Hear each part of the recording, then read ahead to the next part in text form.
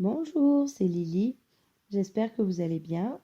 Aujourd'hui, je vous fais un nouveau podcast sur la séparation des flammes jumelles, mais ce coup-ci, ça sera côté runner.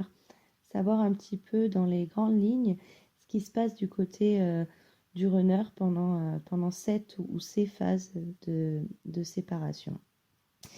Alors, au moment où la séparation est actée, donc généralement c'est par le runner qui veut fuir le lien et le rejeter, et donc se séparer de son autre et ne plus en entendre parler. À ce moment-là, lui, il est donc dans, dans le rejet de cette relation, et il porte en lui des blessures, des souffrances et beaucoup, beaucoup de peur, hein. Donc, tout comme le chaser, sauf que lui, il refuse le lien, comme on l'a vu. Et donc, du coup, il va tout faire pendant la période de séparation pour éviter de penser à ce qu'il tracasse. Et donc, contrairement au chaser qui va s'enfoncer dans la nuit noire de l'âme et dans la tristesse, ou même si on prend le chaser qui était contrôlant et qui essaye de survivre à ça, qui va quand même être très très bas au niveau de son parcours, on va avoir le runner qui va être plutôt dans une phase ascendante en apparence, en tout cas. Donc je vais vous expliquer ça. Donc il quitte son chaser et il a besoin de vivre, le runner. Il a besoin d'expérimenter des choses. Il a besoin surtout de s'occuper l'esprit pour ne pas penser à ses blessures, à ses peurs. Et donc, il va meubler sa vie de toutes les façons possibles et imaginables. Il va chercher la lumière. Alors, il a de la lumière en lui, hein, comme chaque personne, et plus particulièrement comme toutes les flammes, mais il ne la voit pas. Et en fait, il va chercher tout ce qui brille, si je peux dire, et tout ce qui brille et qui n'est pas son autre. Donc, par exemple, quand je vous dis qu'il va meubler sa vie, c'est qu'on va être sur un runner qui est très actif au niveau de sa vie, qui a besoin d'avoir du monde autour de lui ou d'elle, hein, puisque on sait que des runners peuvent être féminins, hein, de sexe féminin aussi. Mais voilà, quand je parle de lui, je parle du runner. Et puis après, c'est vrai que un maximum de runners sont les masculins quand même. Et donc, pour se remplir, donc, beaucoup d'amitié. Alors, il faut savoir qu'il y a énormément d'amitiés toxiques autour des flammes jumelles. Déjà parce que du fait de leurs blessures, et tant qu'ils n'ont pas travaillé dessus, les deux ont tendance à s'entourer de mauvaises personnes, l'un par dépendance affective, et l'autre, ça va être plus pour essayer de trouver ce qu'il ne voit pas chez lui. Et je pense aussi qu'il y a énormément d'amitiés toxiques autour de ces flammes jumelles. Et ces amitiés sont en fait vraiment l'ombre qui essaie de repousser au maximum les flammes jumelles dans leur retranchement pour qu'elles ne travaillent pas et ne se réunissent pas. Donc ça, c'est mon avis personnel. Mais je pense que beaucoup d'entre vous me rejoindront là-dessus, parce que toute lumière a ben, sa part d'ombre. Et les flammes, leur mission, c'est quand même de briller de toute leur lumière. Et tout est fait, en tout cas, d'un certain côté pour qu'elle ne soit pas réunie. C'est aussi pour ça que le parcours est assez difficile. Euh, le runner va avoir plus d'amitié toxique parce que le chaser, très très vite, surtout quand il commence à travailler, en fait, il va épurer. Il va épurer ses amitiés et en fait, il va commencer à aller mieux et à sortir de la nuit noire de l'âme quand il aura épuré tous ces liens toxiques. Ils peuvent aussi ne pas être que des amitiés. On peut avoir aussi des liens d'amour et des liens familiaux très toxiques. Et tout ça est fait aussi hein, pour appuyer sur les blessures et nous les faire guérir. Le runner, il va remplir aussi sa vie d'un côté très matérialiste. Alors l'image n'est pas très jolie que je vais vous donner, mais vous voyez la pie qui va ramasser tout ce qui brille. C'est un peu ce que va faire notre runner. Il va se focaliser sur des choses et c'est tout fait en inconscience. Et, euh, et vraiment, c'est sa façon à lui de rester, de se maintenir dans le déni que quelque chose ne va pas dans sa vie. Il va avoir aussi des liens amoureux avec ce qu'on appelle des tierces. Euh, Généralement, ça va être des liens qui vont être souffrants forcément à un moment. C'est des liens qui ne durent pas. Et en tout cas, tant que le travail n'est pas fait. Hein. Et des liens qui vont à chaque fois le remettre dans cette position de bah, j'ai raison, l'amour c'est pas fait pour moi, bah, j'ai raison de rester dans mes peurs, j'ai raison, je ne mérite pas d'être aimée, à chaque fois je foire tout. Et c'est assez paradoxal parce que tout comme le chaser, le runner rêve d'un amour absolu. Quand il se laisse aller et quand on entend parler, au fond de lui, il rêve de ça. Mais comme il pense qu'il n'y a pas droit, il se refuse l'accès à ça. Généralement, c'est parce qu'avant de rencontrer sa flamme, il a vécu une histoire d'amour qui l'a complètement détruit, ce qui a activé hein, les blessures aussi. Hein. Et c'est vrai que lui, pour lui, c'est vraiment ça, c'est je n'y ai pas droit, ça fonctionne chez les autres, mais pas chez moi. Et au fond de lui, il rêve vraiment de cet amour en grand. Et j'ai envie de dire, il ne pourra pas le trouver parce que cet amour, c'est avec son autre.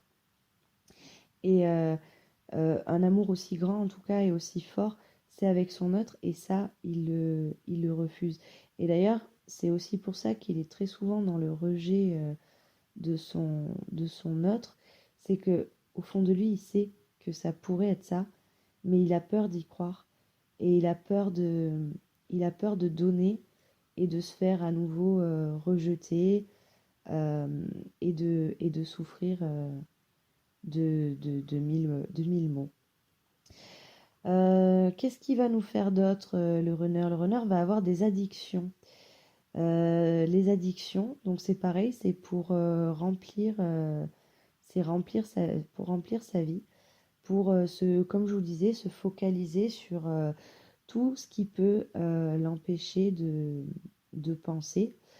On va retrouver les addictions au sexe, on va retrouver les addictions au jeu, on va retrouver les addictions aux alcools et ça peut arriver aussi à des drogues. Alors attention, pas tous les runners ont des addictions et surtout ils les ont pas toutes. Ou en tout cas, s'il y en a qui les ont toutes, c'est qu'il y a un énorme travail à faire vraiment. Notre runner, comme je vous disais, il est suite à la séparation, il est dans une phase vraiment ascendante où il a l'impression de maîtriser sa vie. Et en fait, il maîtrise que dalle.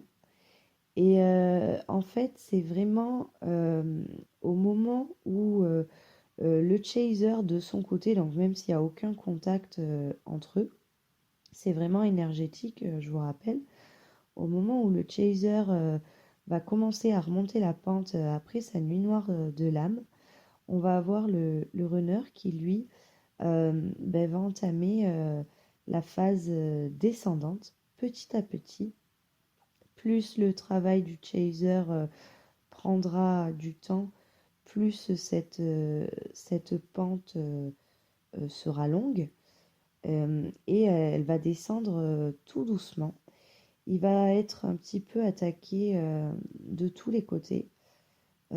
Côté matériel, ça peut être côté santé, côté familial, côté financier, côté amical, tout va y passer. Il y a beaucoup aussi des foudres karmiques où c'est vraiment quand on a ce lien d'âme et qu'on a ce contrat d'incarnation, si on ne se réveille pas, on a les foudres karmiques.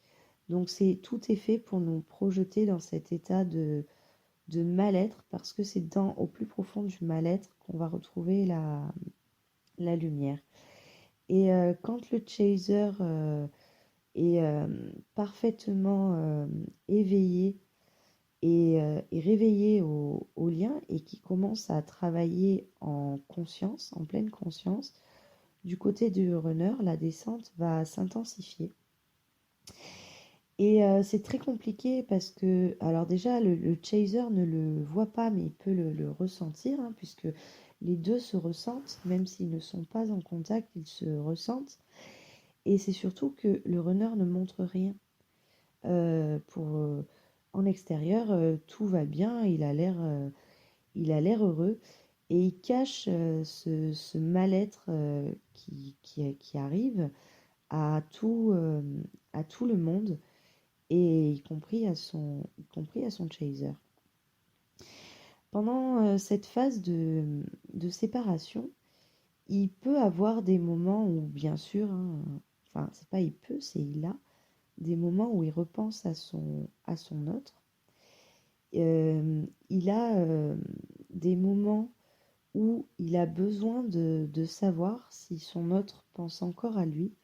Il a besoin de se rassurer. Généralement, on va le voir arriver.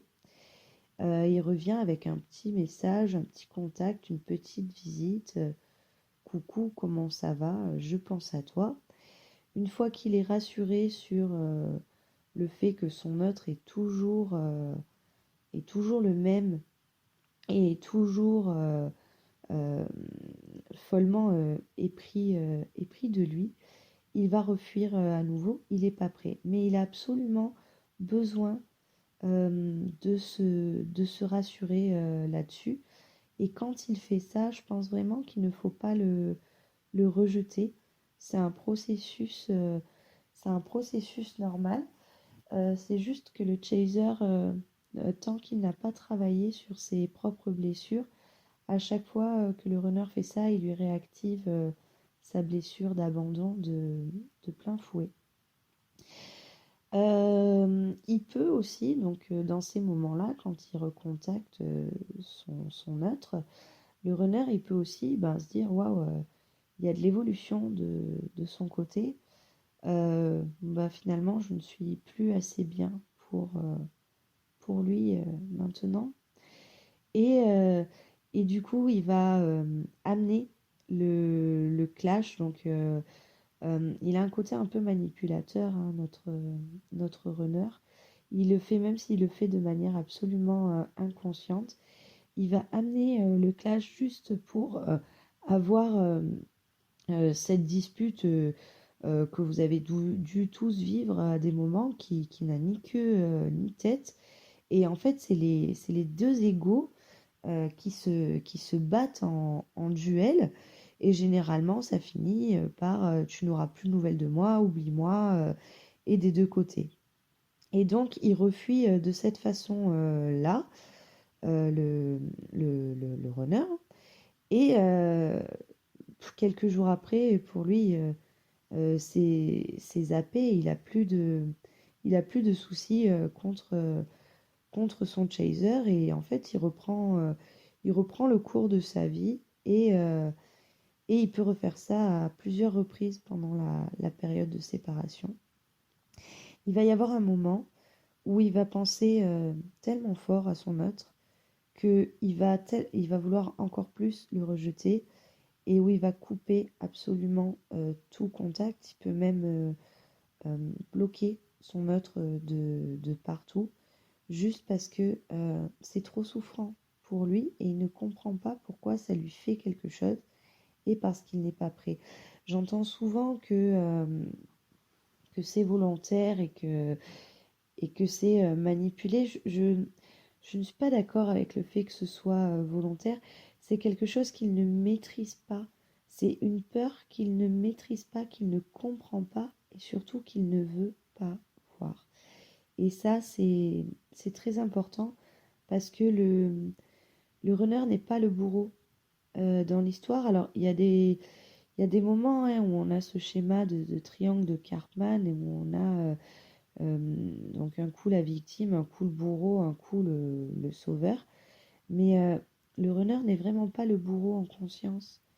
Euh, il- les schémas s'adoptent à deux et donc chacun va mettre un masque en fonction du masque de l'autre.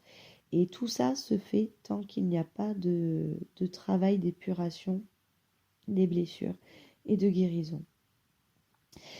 Au moment où le chaser atteint sa complétude, donc suite à sa nuit noire de l'âme, le chaser s'est mis à travailler en conscience, hein, je vous rappelle. Au moment où donc il travaille en conscience jusqu'à ce qu'il atteigne sa complétude, au moment où le chaser atteint sa complétude, c'est le moment où le runner qui a déjà attaqué sa descente aux enfers tout doucement, c'est le moment où là, la descente s'accélère. Et généralement, c'est le moment où il va attaquer vraiment sa nuit noire de l'âme et où il croit il ne va pas s'en sortir. Il peut faire ça de manière absolument silencieuse, comme il peut aussi, si les deux se sont retrouvés, se sont rapprochés ou reconnectés en tout cas, hein, je ne parle pas de réunion, il peut aussi en parler à son chaser en disant, tu vois, je ne suis pas bien pour toi, regarde où j'en suis là. Et là, c'est le moment clé où le chaser qui est dans sa complétude doit absolument rester dans sa complétude, même s'il voit son autre souffrir. Et c'est très difficile à faire, hein, parce que ça va forcément euh, lui faire de la peine de voir son runner comme ça. Il ne faut surtout pas réactiver le schéma sauveur-sauvé. Mais donc l'aider, bien sûr, s'il demande de l'aide, l'aider, être là et le guider un petit peu hein, vers la lumière, mais lui donner confiance en lui et rester dans tu vas t'en sortir, tu vas y arriver, j'ai confiance en toi, mais ne pas essayer de le sortir de sa nuit noire de l'âme. C'est à lui, comme le chaser s'est sorti lui-même de sa nuit noire de l'âme, c'est au runner de se sortir de sa nuit noire de l'âme, et il en a absolument toutes les capacités. Il est guidé de la même façon que le chaser a été guidé. C'est juste que lui, comme il rejette, ça va être un petit peu plus difficile et plus long pour lui, mais il faut le laisser faire, il faut lui faire confiance.